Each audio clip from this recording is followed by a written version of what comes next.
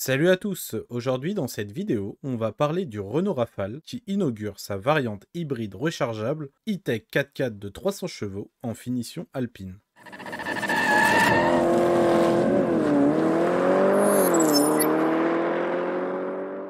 Si le Renault Rafale avait enthousiasmé une grande partie de sa clientèle par son design lors de sa révélation en juin dernier, du côté du moteur ce n'était pas le cas. Tout simplement car il s'était contenté de reconduire uniquement la mécanique full hybride des Austral et Espace. À quelques semaines de son arrivée en concession, le Rafale rassure une partie des clients qui étaient mitigés, en optant pour une motorisation plus musclée avec la transmission intégrale sous couvert d'hybridation rechargeable. Avant d'entrer dans les détails techniques niveau moteur, on va commencer par la carrosserie et l'intérieur. Visuellement, le Renault Rafale E-Tech 4x4 300 se distingue du reste de la gamme par des détails subtils mais significatifs. Parmi ces caractéristiques, on retrouve des jantes en alliage de 21 pouces et un béquet arrière dont la couleur contraste avec la carrosserie de couleur bleu sommet satin qui est une teinte exclusive à cette version. Le Rafale Atelier Alpine se distingue de la version Esprit Alpine par une inédite suspension pilotée intelligente. Une caméra située en haut du pare-brise pour prendre en compte la vitesse et les actions du conducteur pour adapter l'amortissement en fonction des obstacles à venir, comme par exemple les ralentisseurs ou les chaussées déformées. Cet équipement qui a déjà été inauguré par le DS7 Crossback il y a quelques années, enfin on peut rajouter à cet arsenal le système 4 Control qui offre les 4 roues directrices. À l'intérieur,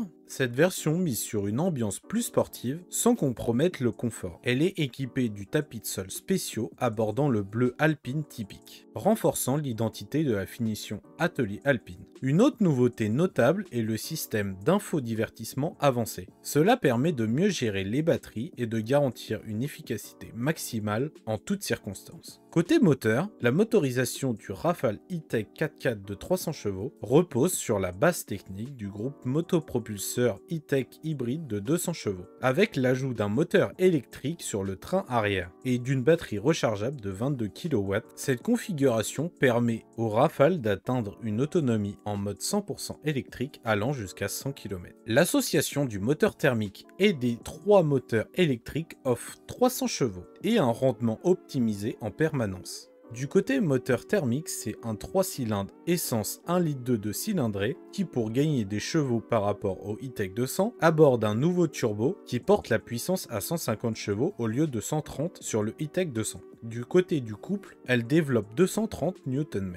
La boîte de vitesse Acrabo a été également adaptée aux évolutions. Sur cette base thermique sont couplés 3 moteurs électriques, 2 principaux et 1 secondaire, pour une puissance cumulée de 300 chevaux. Le moteur électrique principal sur l'essieu avant développe 70 chevaux et 205 Nm de couple. Le second moteur électrique principal connecté en permanence sur l'essieu arrière développe quant à lui 136 chevaux pour 195 Nm de couple. Le moteur électrique secondaire permet de développer 34 chevaux et 50 Nm supplémentaires. Même si la principale fonction de ce moteur est le démarrage thermique, mais également des changements de rapport de la boîte auto. Et pour finir, elle contribue également à la recharge de la batterie, à savoir au niveau de la motricité, c'est que les 4 roues motrices sont actifs en permanence. La répartition du couple peut varier instantanément de 100% aux roues avant à 100% aux roues arrière. De manière générale, la traction est privilégiée jusqu'à 70 km/h, puis la propulsion prend le relais au-delà. Pour la consommation, le Rafale est donné jusqu'à 1000 km d'autonomie pour une consommation donnée de 0,7 litres au 100, batterie pleine, et 5,8 litres au 100, batterie vide, sachant que le réservoir de carburant est de 60 litres. Du côté de la recharge de la batterie, il faudra compter 2h10 pour un 0 à 80% et 2h55 pour la recharge complète. Pour finir, on va parler des performances, même si nous n'en savons pas beaucoup, avec un 0 à 100 annoncé en 6 secondes 4 contre 8 secondes 9 pour le E-Tech 200 et d'un 1000 mètres départ arrêté en 26 secondes 9.